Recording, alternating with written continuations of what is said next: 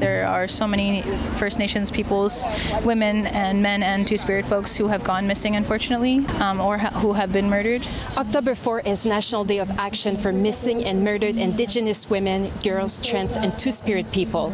In Montreal, the Native Women's Shelter and the Southern Quebec Inuit Association invited the community to Cabot Square for a vigil and march to remember those lost and to call for change.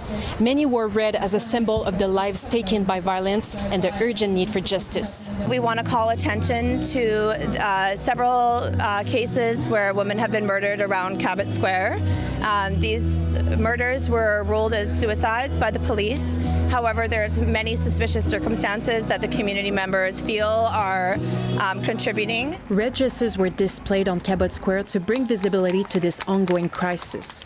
Since the launch of the National Inquiry into Missing and Murdered Indigenous Women and Girls in 2019, the Government of Canada has actioned 115 of the 231 calls to justice, including 2 fully completed. The Ishkwe Project wants this day to push the City of Montreal, the province, and the federal government to act fast. Unfortunately, what we're seeing is even with the new federal government, they're putting through bills like Bill C-2 that are violating Indigenous land rights. That is a major, major part of MMIW. And then when it comes to the urban Indigenous community, a huge issue here is the lack of housing, the lack of emergency shelters, and the lack of second stage housing, as well as very culturally unsafe and potentially racist or discriminatory healthcare services. This hurt isn't healing, I'm not sure what to do.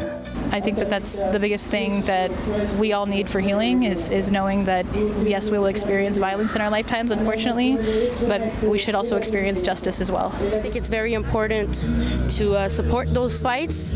It's not talked about enough. Where, we get documentaries on Netflix on Gabby Petito, which in itself is important, but where are those documentaries for all the missing Indigenous women and girls? In Montreal, Johanie Bouffard, City News.